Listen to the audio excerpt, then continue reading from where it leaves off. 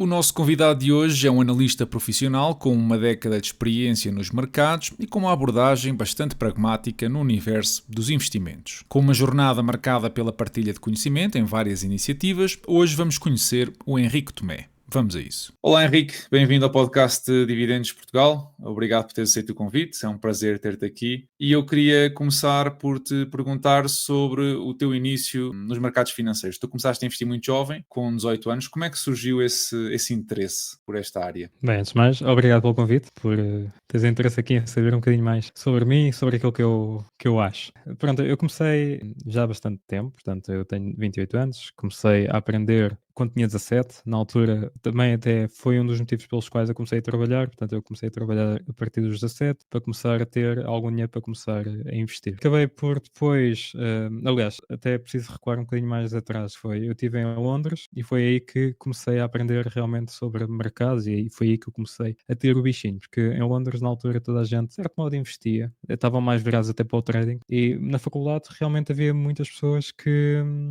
tinham sucesso, na verdade. Na verdade, o trading que é visto às vezes como ou se ganha muito dinheiro ou não se ganha nada. Eu tinha muitos colegas que conseguiam fazer dinheiro para pelo menos pagar um bocadinho o estilo de vida na altura. Isso acabou por mexer um bocadinho também com o meu interesse. Depois, quando voltei, lá está, comecei a arranjar um trabalho, comecei a poupar, comecei a aprender mais sobre o que é investir, o que é trading, com todos estes conceitos que no início acabam por ser um bocado confusos e é algo que é muito abrangente e às vezes é fácil também ficarmos perdidos e na altura a informação também era fácil, não era assim tão difícil de aceder, mas não havia com tanta abundância como há hoje em dia. Sim, sim. Exatamente. E foi aí que eu comecei, portanto, acabei por também estudar cá na faculdade, acabei por não ficar muito tempo, fiquei só um semestre, não gostei muito, apesar do curso ser ligado também à área financeira, acabei por não, acabei se calhar por criar expectativas muito, muito diferentes do que na verdade aquilo era e fiquei um bocado desiludido e acabei por desistir. Ok. Nessa altura, ao mesmo tempo, criei também a Trade Value, que é algo que existe até agora.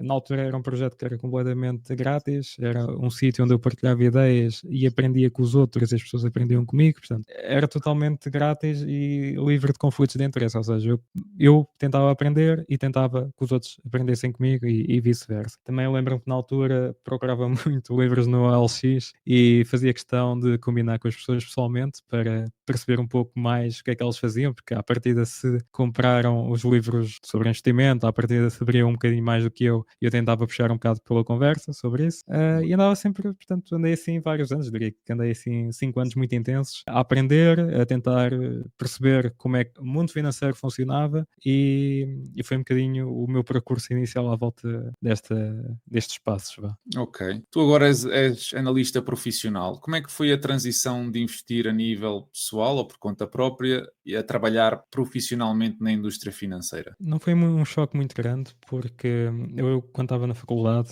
tinha recebido uma proposta na altura para já ser uma espécie de analista, a part-time, numa corretora. Na altura ainda estava, portanto, de manhã ia para a corretora, à tarde ia para as aulas, e depois acabei por passar mais a full-time. Na altura acabava por passar um pouco na vertente comercial, mas também um bocadinho na vertente de analista, e aí, pronto, acabou por ser já uma forma suave de entrar na indústria, onde eu neste momento permaneço, mas de uma forma um pouco diferente do que na altura tinha começado. Eu acho que eu acabo por beneficiar um bocado dos dois melhores mundos, que é, tanto tenho a percepção como investidor individual, investidor de retalho, como também tenho acesso a algumas ferramentas de institucional que acabam por complementar um pouco mais aquilo que é o meu raciocínio.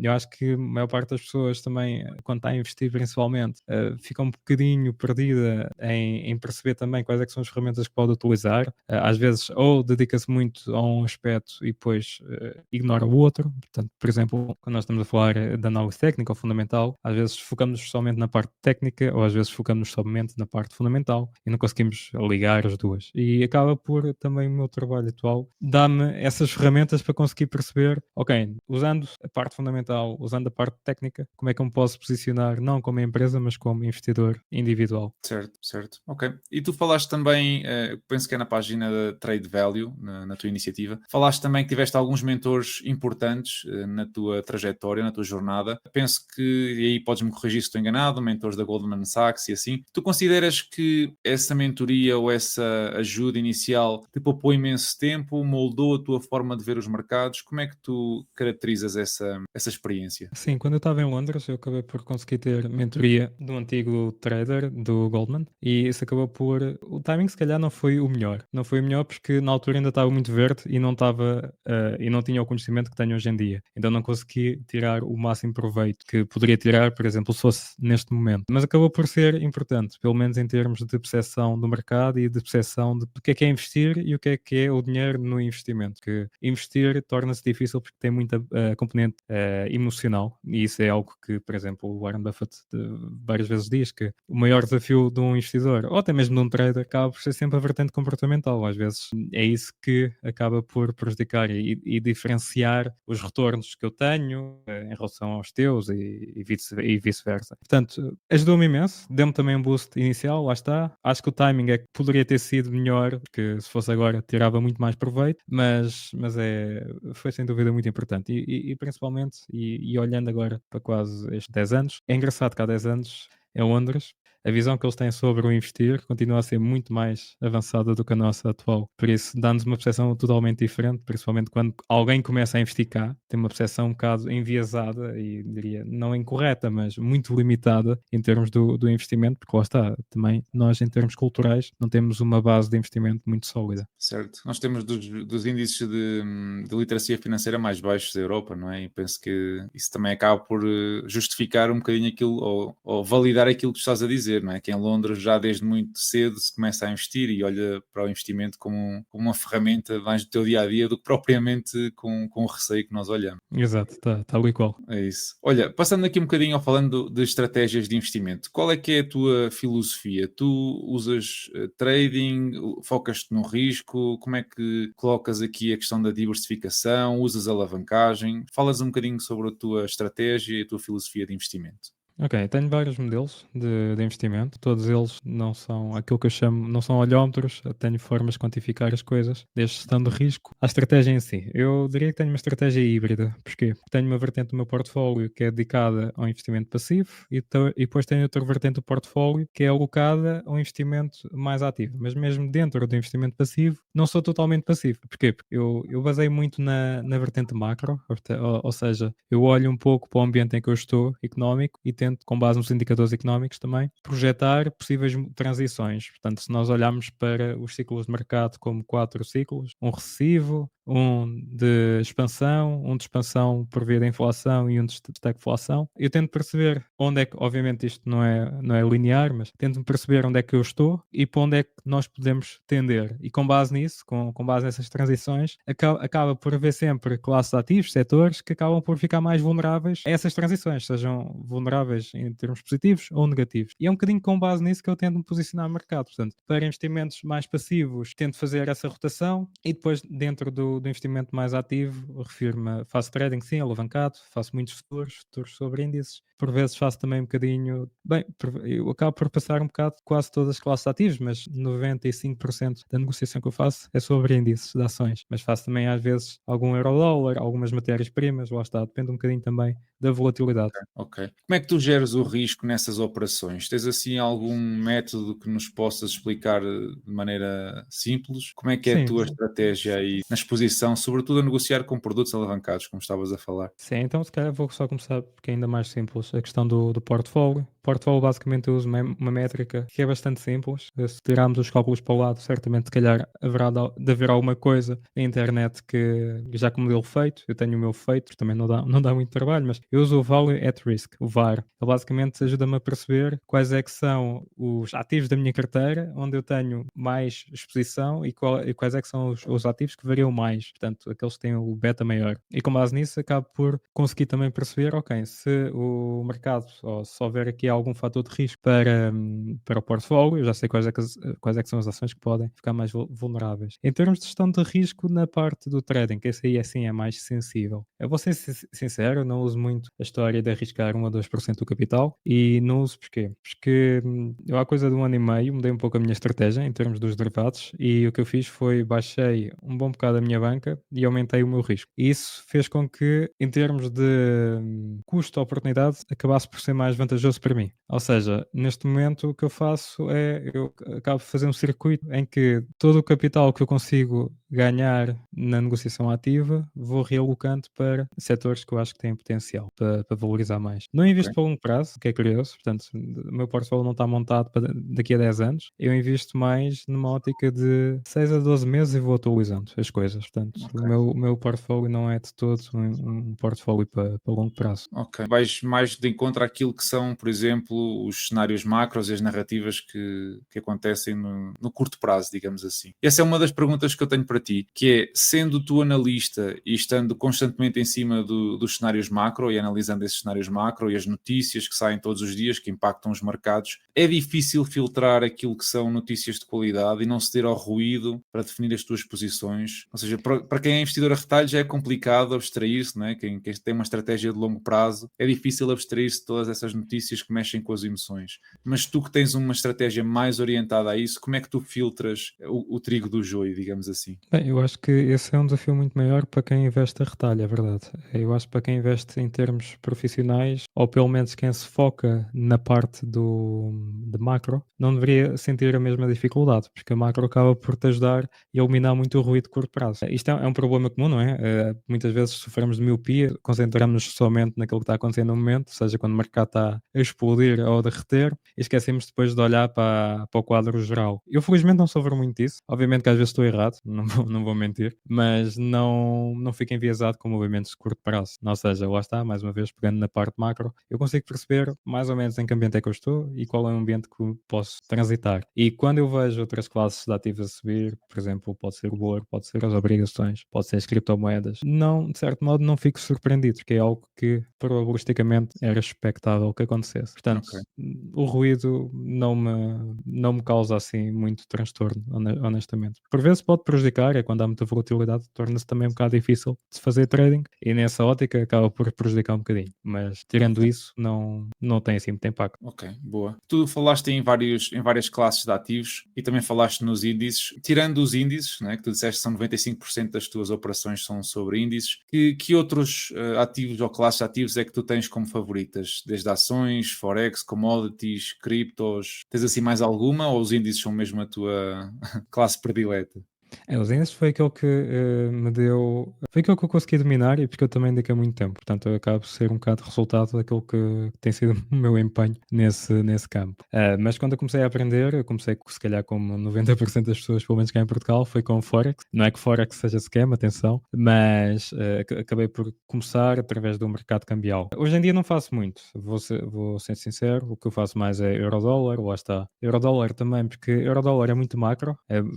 O câmbio não se limita apenas à variação das taxas de juros, mas o euro-dólar acaba por ser muito macro e às vezes vejo que o euro está a ser negociado a desconto ou prémio face ao dólar e posiciono-me um bocado no mercado. Outras vezes, e que agora já não tanto, mas antes do fim do carry trade, quando o Banco do Japão começou a mudar as taxas de juros, também posicionava bastante no yen, porque lá está, são trades macro, são trades que estar sempre a negociar se calhar não vai dar certo, mas há momentos em que realmente é bom para tirar proveito. Depois também, dentro das matérias-primas, não negociei muito ouro, se calhar estou a ficar para trás nesse aspecto, mas negociava mais petróleo, principalmente quando achava que estava caro e o preço não justificava, e o preço continuava a ignorar todos os outros fatores, e continuava a estar caro e tentava ganhar alguma exposição. Portanto, Ok. mas sim, lá está, a maior parte é sem dúvida índices. Boa. E achas que é para quem, por exemplo, hoje em dia, ou digamos para a grande maioria das pessoas em Portugal que investe sobretudo em ações, ou se calhar até em criptomoedas, seriam os dois pontos mais comuns, digamos assim. Tu tens alguma classe de ativos que te parece promissora ou, digamos, mais fácil de entender para quem quem quer diversificar fora destes investimentos mais tradicionais? Bem, é assim, acho que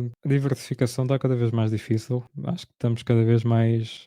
Torna-se um bocadinho mais difícil de diversificar quando, pelo menos da percepção que eu tenho, as pessoas focam-se muito em ações e assim ações de crescimento e setores ligados à tecnologia. Criptomoedas e tecnologia acaba por ser mais ou menos a mesma coisa, a única diferença é que se calhar vemos uma ação a cair 10% e vemos uma criptomoeda a cair 50%. Certo. E portanto aí, lá está, mas a concentração mantém-se. Eu acho que, eu acho, em termos de setores promissores, eu acho que tecnologia haverá de ser sempre o setor mais promissor, não é? E dentro disso acho que as criptomoedas acabam por também tirar vantagem e proveito. Eu não sou anti-cripto, até sou a favor, mas acho que em termos de outros setores à parte disto, eu acho que torna-se um pouco difícil em termos, quando olhamos para a rentabilidade destas duas classes de ativos. Ainda por cima agora temos a questão do AI, sendo bolha ou não, a verdade é que não conseguimos arranjar mais nenhum ativo que valorize tanto, se calhar este ano o ouro, mas tirando isso não temos mais nada que valorize tanto e de forma constante. Que se aproxime, sim, sim, sim, é verdade. Tu falaste aí há bocadinho no teu portfólio que está sobretudo orientado para os próximos 12 meses. Assim, a grandes rasgos, tu, por exemplo, tens outras, sei lá, ponderas colocar ativos como obrigações no teu portfólio. Tu deslocas-te mais entre ETFs de setores, por exemplo, quando queres fazer a tal alocação passiva. Podias dar-nos assim um bocadinho uma ideia de como é que tu tens assim em percentagens dividido o teu portfólio? Sim, bem, quando se investe, quase todo o portfólio é líquido, mas eu acho que o meu portfólio é bastante líquido, por este motivo. 30% é trading, ou seja, tenho que ter em dinheiro para negociar. Depois tenho 30% em obrigações, que também acaba por quase não variar nada, portanto também acaba por ser extremamente líquido, ou seja, 60% do portfólio acaba por estar ali pronto a ser utilizado, vá. E depois o resto tenho uma pequena alocação a metais, que à medida que os preços vão subindo eu vou reduzindo, e o resto tenho bastante exposição a criptomoedas e a setores que eu acho que estão a ser negociados demasiado a desconto. E lá Ok. está, estou-me a basear um bocado na parte macro para jogar um pouco com isso. O portfólio, lá está, eu acho que, não sendo aqui, não querendo entrar como profeta da desgraça, mas a verdade é que acho que temos que ter noção que não é normal aquilo que estamos a ver neste momento. Portanto, se nós eliminarmos o que aconteceu no Covid, nós estamos há quase 20 anos num bull market. O que, bom, a economia é cíclica, é super natural. E aquilo que nós vimos, e basta olhar um bocadinho para trás, sempre que as taxas sobem ao ritmo que sobem, são raras as vezes que acontece o soft landing. E lá está, e estamos a entrar cada vez mais numa fase sensível. Portanto, há duas partes. Estamos a terminar a primeira parte, que é quando as taxas de juros começam a baixar até a um ritmo, até a um nível que é quase chamada a taxa neutra. Nós vemos na Europa, não vemos nos Estados Unidos, que os Estados Unidos levou um bocado mais tempo. Mas depois, quando atingimos essa taxa neutra nos Estados Unidos, se calhar aí começamos a entrar num período em que, se calhar, muitos não estavam a contar com isso. Então, acaba por ser um bocadinho esta filosofia do meu portfólio, tentar o máximo de rentabilidade, mesmo que tenha um risco muito superior associado, para que no curto prazo consiga compensar aquilo que iria, num risco mais moderado, iria atingir, se calhar, em 10 anos. Portanto, acaba por ser um portfólio bastante agressivo, é um facto. Às vezes custa, mas lá está. Eu acho que isto também não é um portfólio que se deva copiar, é um portfólio em que se deve construir com base naquilo que é a nossa tolerância ao risco. Eu sempre tive muito Certo. apetite pelo risco, obviamente que à medida que vou ficando mais velho e o portfólio vai crescendo, essa tolerância vai diminuindo um pouco, mas pronto, isto também é preciso ajustar um bocadinho à realidade de cada um, mas lá está, acho que é um portfólio bastante agressivo, onde está muito concentrado em criptomoedas, setores, por exemplo, setores de luxo, que eu acho que tem um pouco potencial, e pronto, depois tem uma parte um bocado conservadora, mas face ao portfólio total, acaba por ser uma fração pequena, que são os 30% em obrigações do Tesouro americanas. Ok. Tu tiveste assim algum momento nestes 10 anos, se calhar mais agora durante esta aplicação da estratégia mais agressiva, onde tivesses entrado em pânico ou tivesses tido assim algum erro, alguma perda significativa que te fez ponderar se a estratégia estava correta? Ou tem sido uma jornada assim mais Olha, vou-te tranquila? ser sincero, eu acho que preciso de mais tempo, porque eu quando comecei a investir, eu apanhei 2017, 2018. Na altura não percebia, agora olhando para trás já percebi o que é que aconteceu, mas na altura até comecei pelas criptomoedas, porque na corretora onde eu trabalhava, na altura, por acaso foram pioneiros nessa parte, e conheci pessoas muito interessantes, acabaram por me conseguir vender um bocado o peixe e eu acabei por acreditar um bocado. Ok. Mas comecei com as criptomoedas e em termos de investimento, portanto o trading sempre o fiz. Na altura, sem sucesso, mas fazia. Faz parte Mas daquela nas fase inicial. criptomoedas acabei por apanhar e apanhei a pior fase quase. Portanto, 2018 para 2017 para 2018 foi quando os mercados também começaram a corrigir um bocado mais. Na altura, quando as taxas de juros também estavam a começar a aumentar, Certo. o FED também estava a começar a reduzir o balanço, ou seja, estava a começar a vender os ativos do portfólio. E, portanto, comecei logo já a ver o mercado um bocado a cair. Depois aconteceu o Covid, nunca tinha também experienciado neste caso, uma mini crise, então confesso que não soube bem reagir da melhor forma. Portanto, acabei por, não entrar em pânico, mas poderia ter aproveitado melhor se tivesse um bocado mais de experiência. Por isso, agora estou um bocado mais bem preparado, 2021 ou 2022, depois quando o mercado corrigiu cerca de 20 ou 30%, acabei por conseguir aí sim tirar bastante proveito desse momento, mas lá está, eu acho que aqui é um fator comum, pelo menos para quem não é ainda muito velho, é a falta de experiência, porque é muito diferente e por isso é que eu no início do podcast estava a dizer, nós estamos num bull market há muito tempo, nós não sabemos o que é estar 2 anos ou 3 anos consecutivos sempre a perder, como aconteceu em 2008, como aconteceu em 2000 ou um bocado mais para trás. Portanto, estamos um bocado mal habituados. Tivemos um mini crash que depois levou a subidas loucas devido ao excesso de liquidez também que se injetou no mercado e 2021, 2022 tivemos aquela pequenina correção, durou um ano, para muitos já apareciam vários anos e vimos até no início deste ano, quando foi a questão das tarifas, também o mercado a entrar em sell-off e muitos já estavam a dizer que o topo já foi atingido, etc, etc. Portanto, eu acho que é uma questão de tempo, honestamente, sendo aqui o mais sincero possível, acho que é mesmo uma questão de experienciar e com o tempo uma pessoa vai ficando mais madura, porque é verdade, uma pessoa não, mesmo tendo consciência que não é muito normal, ou pelo menos o risco aumenta cada vez mais à medida que faltam correções a sério no mercado, mesmo assim acaba por ser o fator experiência que aqui pesa um bocado. Certo. Tu falaste de várias vezes na história que tens com as cripto, desde teres iniciado numa corretora de cripto, teres já feito algum trading com cripto. Pá, eu queria muito acreditar que tu és das pessoas que compram ou tens uma visão mais de buy and hold com Bitcoin. Isso é verdade ou tu aproveitas mais os swings de volatilidade para gerar algum lucro? Como é que é a tua posição em relação à moeda, ao token? Olha, vou ser sincero, um investidor um bocado burro, sinceramente. Comprei a única criptomoeda que na altura e que só há bem pouco tempo é que bateu máximos históricos, foi a Ripple. Na altura comprei já em máximos históricos, portanto teve muitos anos sem os bater.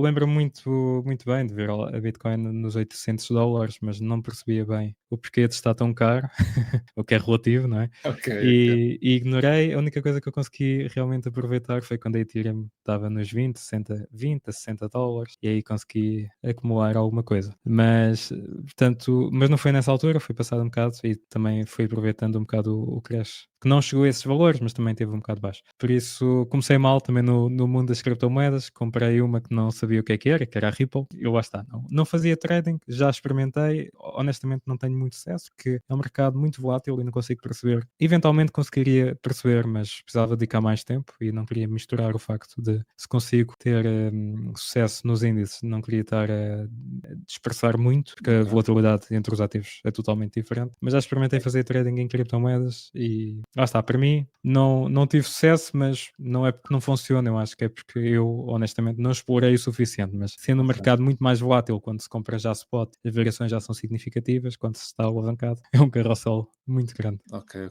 Não, eu faço esta pergunta porque, por exemplo, eu tenho uma abordagem em relação ao Bitcoin de buy and hold, ou seja, mais como reserva de valor, proteger-me da eventualidade de algum problema com o dinheiro fiat e, portanto, nesse sentido, queria perceber qual era a tua opinião. Se também olhavas mais numa questão de liquidez, portanto, ir ao mercado, fazer algum trading, retirar liquidez e continuar a apostar, digamos, numa moeda fiat, ou se também olhavas para isso mais como uma reserva de valor e se calhar uma pequena parte do teu portfólio alocar a isso. Saltando então para tipos de análise que tu fazes, como é que tu descobres oportunidades nos mercados? Já, pronto, nos índices é mais ou menos em relação ao cenário macro, mas olhando para outras coisas, como é que tu detetas que há aqui uma oportunidade? Como é que tu prevês ou estudas para perceber que determinado setor vai sair beneficiado? mercado? É algo que tu encontras em páginas específicas? É um estudo que já vem da tua percepção daquilo que os mercados são capazes de fazer? Explica-nos um bocadinho qual é que é a tua visão sobre isso. Muito bem. Olha, só pegando naquilo que falaste da Bitcoin, sim, concordo plenamente com aquilo que estás a dizer, acho que faz todo sentido. Aliás, há pouco tempo coloquei no Twitter, até em jeito de provocação, e acaba por ser um bocado real, só que lá está, isto é um bocado como a história da inflação. O que não se vê também não se sente. Que é Exato. quem investe apenas em S&P não ganha dinheiro, porque se nós compararmos o S&P com a massa monetária, nós vamos ver que nós, na verdade, até estamos a perder dinheiro. Porquê? Porque o nosso dinheiro cresce, mas tendo em conta tudo o resto que sobe, na verdade, nós não estamos a ganhar poder de compra. Com o Bitcoin isso acontece. Tu, de facto, consegues combater isso e ganhar poder de compra. Agora passando para outra. Passa mesmo muito pela parte macro. Aquilo que eu faço é 80% é macro e 20% é técnico. Ou seja, eu com a análise técnica consigo entender se o ativo está a ser negociado caro ou barato e dá-me o ponto de entrada, que é a lacuna que a fundamental tem. A fundamental não me dá o timing e por isso é que eu tenho a parte passiva, que é, eu não sei quando é que o timing poderá acontecer, tenho uma ideia, mas não é muito certo, mas sei que, lá está, 6 a 12 meses é provável que isso possa acontecer. E a análise técnica depois tem esta vantagem de que tecnicamente eu consigo mais ou menos ter a percepção de um ponto que pode ser interessante. O que é que acontece? Na técnica depois tem a lacuna que o horizonte temporal não está lá. É muito difícil. Claro que não é o rompimento de uma linha de tendência que vai fazer com que a Bitcoin chegue aos 200 mil. Portanto, a técnica dá-me um ponto de entrada. Às vezes o efeito dos breakouts, o efeito da reação dos pontos técnicos, pontos sensíveis, eles são de curto prazo, têm impacto, é verdade, e daí vir o trading, mas acaba por ser esta abordagem, que é eu trabalho os indicadores económicos, ou seja, um bocado para clarificar, eu não vou ao calendário económico e não vejo que o NFP sai à sexta-feira, ou não vejo que a taxa de inflação saiu 3,4%. Eu tenho mesmo, pronto, o meu mecanismo, tenho o meu modus operandi, onde consigo trabalhar todos os dados e através disso consigo mais ou menos definir uma direção. E é com base nesse estudo dos indicadores económicos. Pronto, estou numa fase em que eu tenho mesmo o meu modelo, ou seja, prefiro estar errado, mas fazer as coisas para mim, do que estar também a ficar um bocado enviesado com a opinião dos outros. Obviamente estou sempre a aprender e a procurar saber coisas novas, mas foco-me essencialmente agora nos modelos que eu tenho. Vou dar um exemplo, o setor de luz que eu estava a dizer há pouco, porque eu acho que é pode ter potencial. No início do ano nós tínhamos empresas como a Burberry, que está em Londres, que estava quase a sair do índice, por causa de já não estava a respeitar os rácios. Temos a Hermé, o grupo LVMH, a empresa que agora estou a esquecer do nome, o grupo detém a Gucci, etc. Todas essas empresas, excepto a Hermé, porque a Hermé acaba por ser uma empresa com muita liquidez, face a estas que eu estou a dar como exemplo, mas todas elas ficaram muito impactadas com a questão da China. Portanto, a China foi a primeira economia a abrandar muito. Os indicadores dá para ver, portanto, inflação muito baixa, que acaba por ser resultado do fraco consumo que há dentro do próprio país, e também por isso é que no ano passado se falava da bazuca chinesa, portanto, bazuca de estímulos para voltar a Estimular a economia. estimular, Sim. exato. E a China, na verdade, é o grande consumidor do luxo. E tendo em conta que a China poderá começar, portanto, mais uma vez, tudo é cíclico, se a atividade económica baixa repentinamente, é provável que volte a subir. E a leitura, até para quem nos está a ouvir, se tiver curiosidade, vá tipo ao TradingView, meta um indicador económico, imaginemos PMIs, que dá para medir a atividade económica, e é só ver as extremidades. Portanto, os PMIs não podem estar muito altos, também não podem estar muito baixos. Se estiver muito altos, quer dizer que à partida, não é só esse o argumento, mas à partida os bancos centrais vão ter que retirar estímulos. Se estiver muito baixo, os bancos centrais vão ter que adicionar estímulos. E lá está, vendo este outlook para a economia chinesa, onde à partida deve ser a primeira economia a recuperar de forma mais consistente, depois se calhar passamos para a Europa e depois só os Estados Unidos. Os Estados Unidos, a economia é muito mais resiliente e ainda não há sinais, na verdade, de grande abrandamento.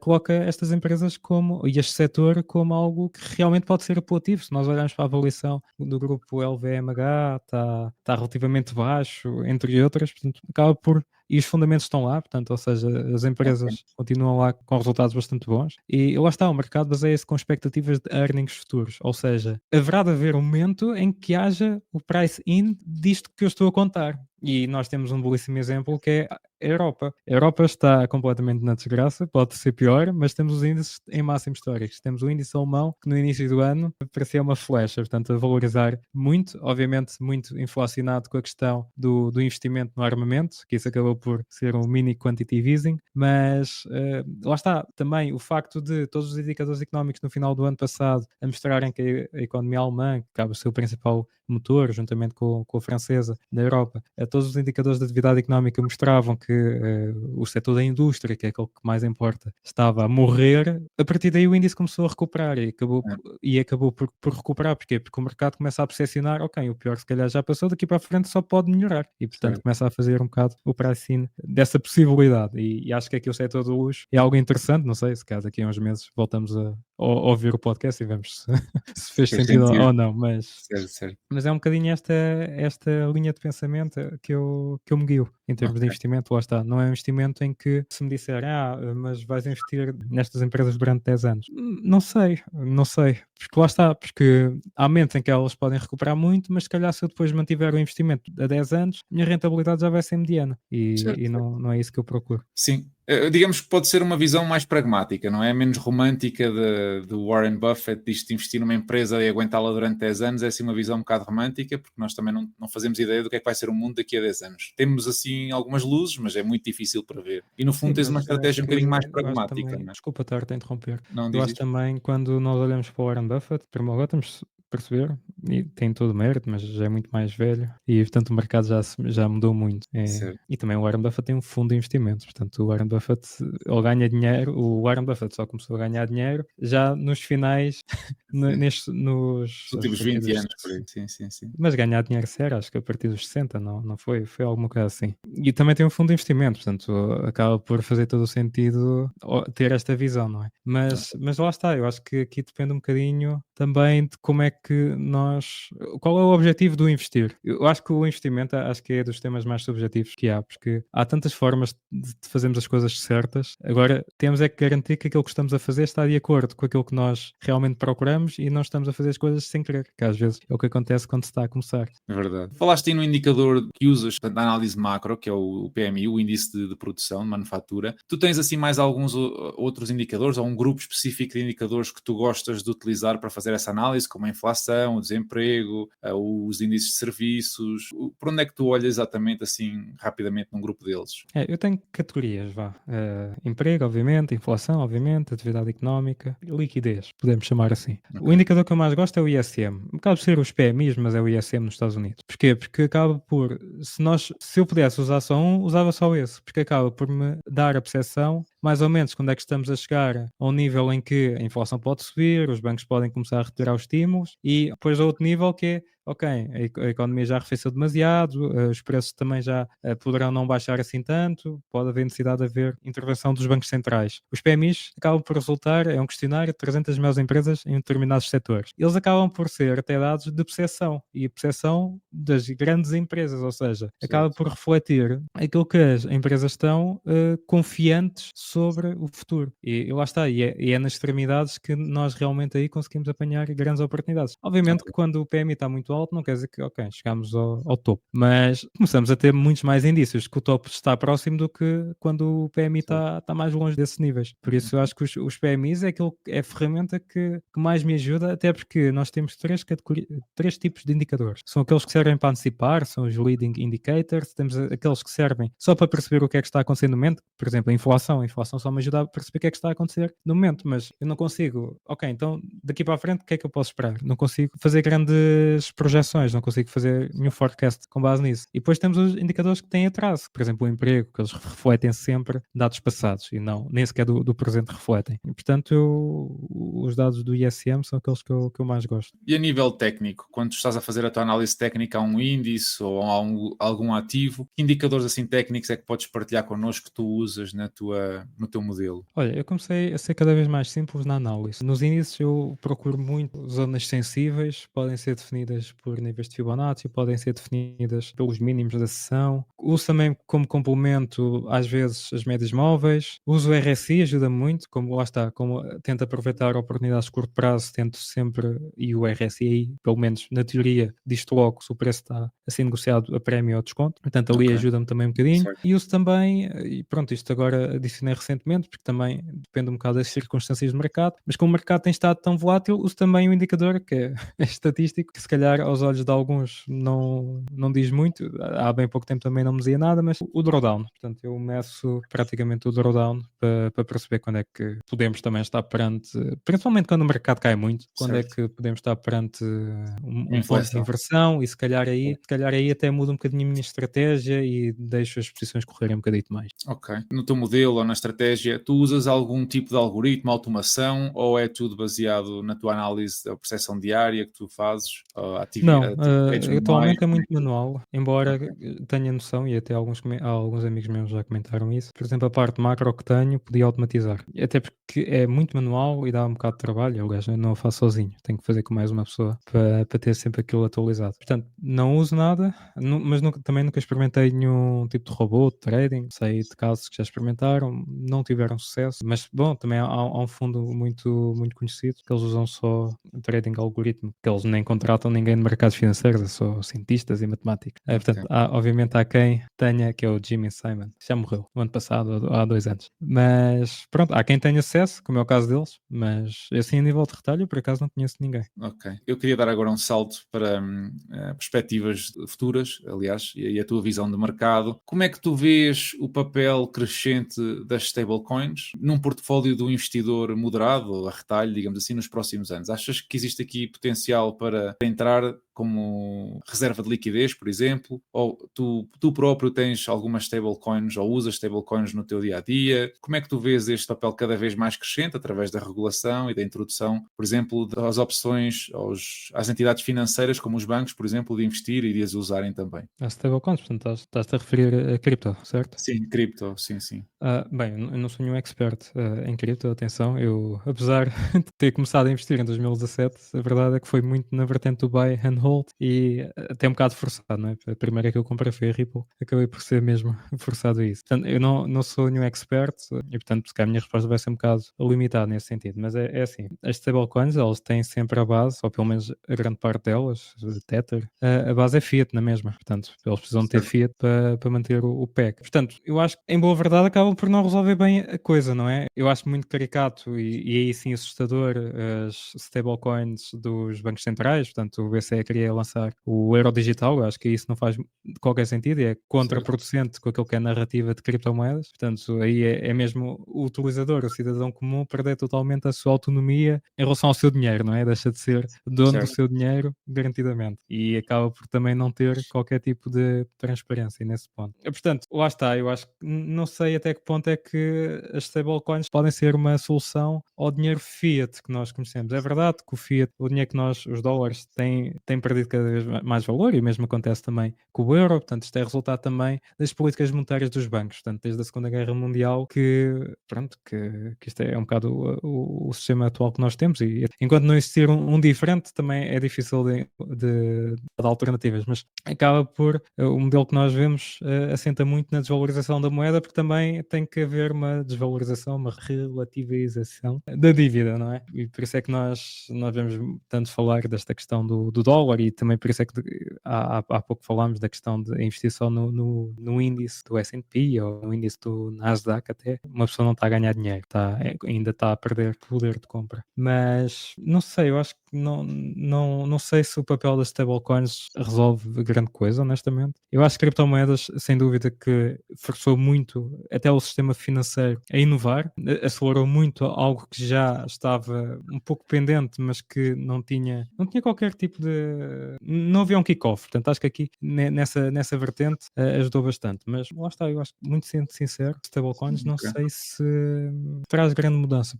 Pode-me estar a escapar alguma coisa, Uhum. mas não sei. Pá, eu sou da opinião que a única grande vantagem que elas podem trazer tem mesmo a ver com a nível de settlement, que hoje em dia é difícil tu fazeres transferências, sobretudo internacionais, de um lado para o outro, com a tua divisa no espaço útil de tempo, demora sempre algum tempo. Na Europa nós temos isso mais fácil, hoje em dia tu consegues colocar dinheiro numa corretora no espaço de 2 horas, uma coisa assim do género, portanto é bastante rápido, mas estamos a falar de pagamentos transfronteiras, portanto a nível de continentes e assim, é muito mais difícil e as stablecoins podem, acho eu, também trazer aqui alguma ajuda nesse sentido. Eu queria também perguntar-te aqui mais 2 ou 3 coisas. Uma relativamente à tua profissão de analista. Tu achas que a inteligência artificial e os modelos que estão a sair agora, cada vez mais desenvolvidos, tu achas que eles representam algum risco para aquilo que tu fazes no teu dia-a-dia? Achas que há uma probabilidade de ser automatizado de alguma maneira? Ou não estás assim tão confiante que seja uma ameaça? Não, eu acho que qualquer profissão, hoje em dia, acho que fica um bocado ameaçado com esta questão do AI, não é?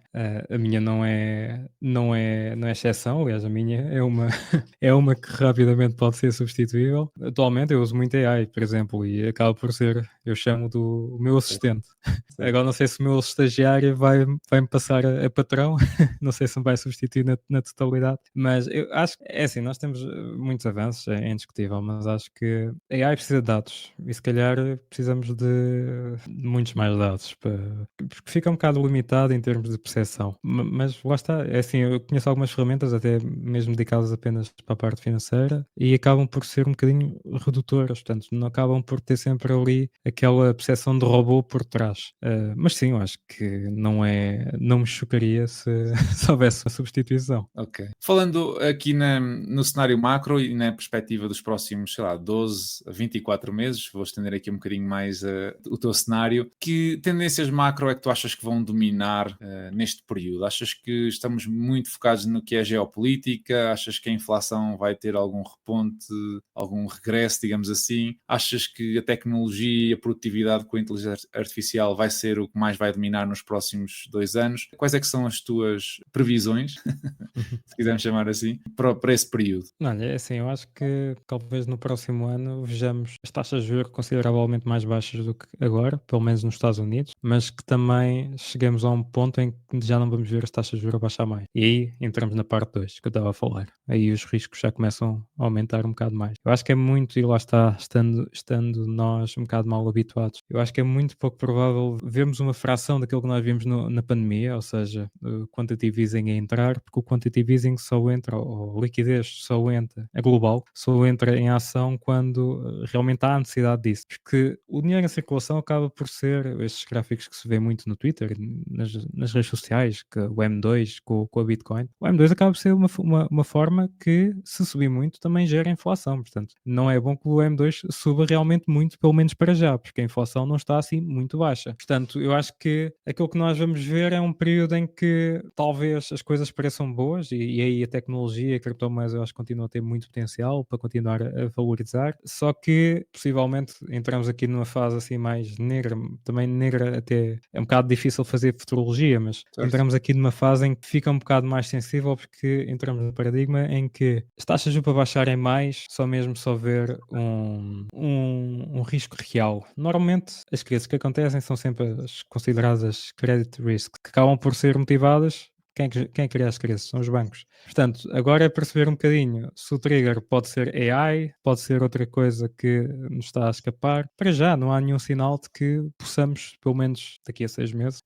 entrar em crise. Mas acho que para haver uma grande mudança aqui em termos de políticas monetárias, que acaba por ser aquilo que mexe tudo, eu acho que precisamos ter aqui um momento em que abana um bocado mais o mercado. Por isso, eu acho que o próximo ano, se calhar é semelhante ou até melhor, por exemplo, para os criptoativos, que os criptoativos este ano, o ano ainda não acabou, portanto ainda falta um bocado, mas se assim continuarem, eu acho que foi um ano mau, porque considerando, tens por exemplo o DAX a subir 25%, acho eu, e a Bitcoin a subir, o quê, 30%? Nem tanto, não sei. Portanto, acaba por ser um mau ano para as criptos, porque market cap é muito mais pequeno, o mercado muito mais pequeno, a volatilidade é muito maior, portanto, no mínimo, vamos assumir que deveria estar a subir de igual forma ao ouro ou um bocado mais. Portanto, isso ainda não está refletido no preço, também se nós olharmos para a curva do risco, criptomoedas é sempre aquele que demora mais tempo, portanto, temos que ver todas as outras classes a valorizar e depois é que chegamos ali às criptomoedas, aqui ali a Bitcoin e depois é que começa ali a loucura toda com as outras altcoins a subirem Os altcoins, sim, que nem loucas, portanto, a famosa altcoin season. Portanto, se calhar o próximo ano, até o início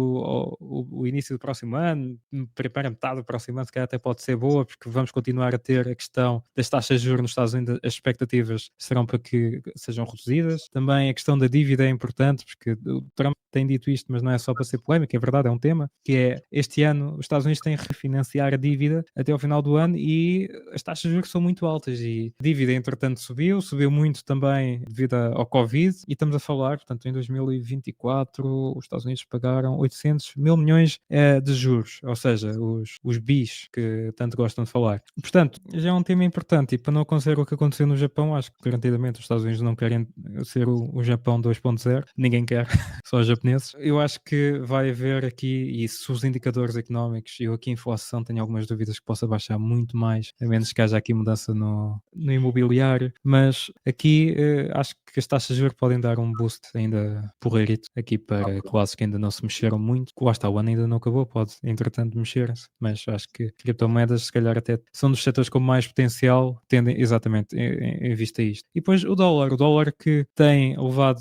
bastante porrada, o que também não é nada, lá está, a vertente macro acaba por ajudar-te a perceber isto Porque, não é sim. assim tão inédito. Um Certo. dólar mais fraco tem que acontecer, em primeiro lugar, por causa da política monetária, e em segundo lugar, porque tem que permitir depois as outras economias também, principalmente as economias em que têm mais dívida em dólar, e neste caso a China, precisam também de um dólar mais fraco para depois conseguirem lançar as suas políticas monetárias. A tal bazuca chinesa nunca entrou em ação porque o yuan chinês não pode entrar com demasiados estímulos, senão a moeda perde muito valor face ao dólar e por isso temos que ter um dólar mais fraco para depois permitir também que os outros países possam avançar com estas políticas. Portanto, o dólar não está assim tão fraco, está em níveis de 2021, portanto, às vezes dizer que o dólar está fraco também é um bocado relativo, mas acho que o dólar tem potencial se calhar para cair um bocadinho mais e se calhar depois médio e longo prazo acho que aí sim pode ganhar bastante força se acontecer aquilo que talvez aconteça, portanto os índices entrarem em sell-off, não sei, mas acho que as perspectivas continuam pelo menos a 6, 12 meses bastante positivas, a 24 meses eu acho que lá está, eu acho que pensar na diversificação, fugir um bocado dos setores que são mais vulneráveis à questão da situação económica, eu acho que aí faz todo o sentido, mesmo que estejamos errados e agora pegando aqui no exemplo do Warren Buffett, portanto ele também já não é a primeira vez que decide não comprar nada e começar a vender participações. Vimos que há uns anos, eu já não me recordo quando é que isto foi, se foi 2021 ou seja o que for, mas ele nesse ano esteve errado, depois quando o mercado começou a cair este ano, já toda a gente estava a dizer que ele estava certo, mas lá está, isto é um jogo de paciência, portanto às vezes mais vale abdicar um bocadinho de ganhar X, mas ao menos reduzimos a exposição ao mercado, até porque em boa verdade, acho que a maior parte de nós não tem grandes mecanismos de defesa e lá está, só olhamos para os ganhos, não olhamos muito para aquilo que pode eventualmente acontecer contra nós, porque também estamos um bocado mal habituados. É verdade, é verdade. Voltando atenções para as tuas iniciativas, a mais conhecida é a Trade Value, que tu criaste em 2018, já falaste aqui um bocadinho nela. Quais é que são os teus objetivos para ela, no curto prazo? Explica-nos um bocadinho em que é que consiste também, para quem não conhece, e depois dava-te também espaço para falares nas outras iniciativas que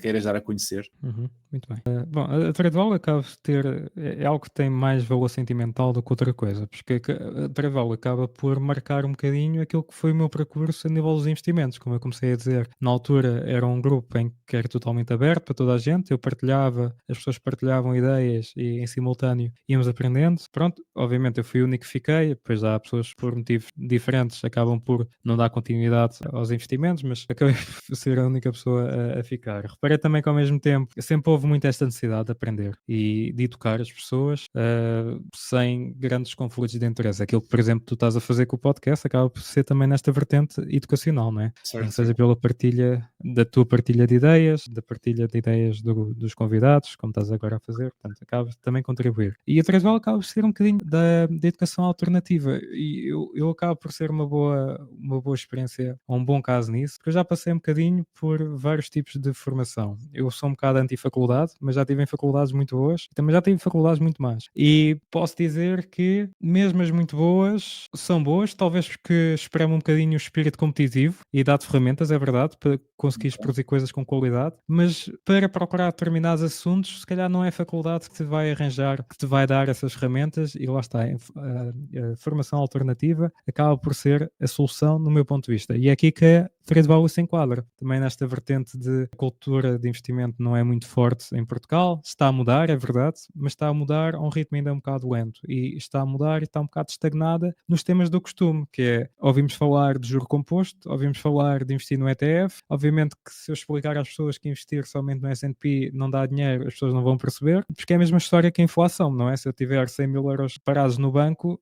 a pessoa também não vai acreditar que está a perder dinheiro, porque não vê o Houve essa dinheiro perda, desaparecer, não é? os 100 mil Exato, continuam lá, não é? Ou exato. 10 mil, ou 1000, seja o que for. Portanto, eu acho que se calhar a Trade Value acaba por se posicionar mais no longo prazo do que propriamente no curto prazo, porque atualmente pode não ser bem interpretado pelas pessoas, pelo menos não é bem aquilo que as pessoas, a informação que têm hoje em dia, conseguem lá chegar ou não conseguem atribuir tanta necessidade de aprender. Portanto, estamos se calhar já a jogar um pouco mais com aquilo que pode ser daqui a uns anos o interesse das pessoas. E depois o meu papel acaba por ser acaba por ser também, de certo modo, uma voz ativa na parte de promover um bocadinho isto de se pensar de forma crítica e pensar um bocadinho além daquilo que nos é posto à frente da mesa. Portanto, ter também um bocadinho de proveito da minha profissão, como tenho alguma exposição, e agora também mais recentemente, este ano principalmente, tenho aparecido mais em eventos também para falar um bocadito e lá está. E vou aproveitando as oportunidades que me dão, como desta aqui.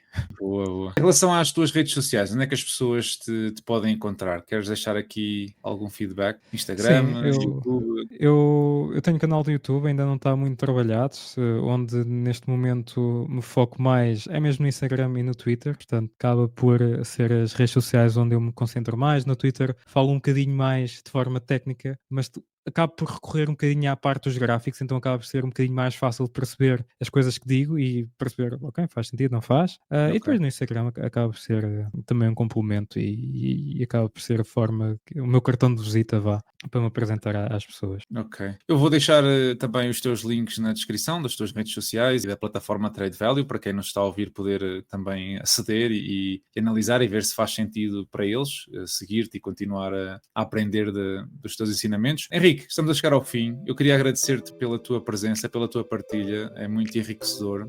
Tens uma perspectiva um bocadinho diferente daquilo que eu tenho e acho que é muito enriquecedor para conhecer outras perspectivas igualmente válidas, igualmente com sucesso, para assim nós conseguirmos moldar o nosso perfil enquanto investidores, a nossa exposição ao risco, perceber o que é que faz sentido.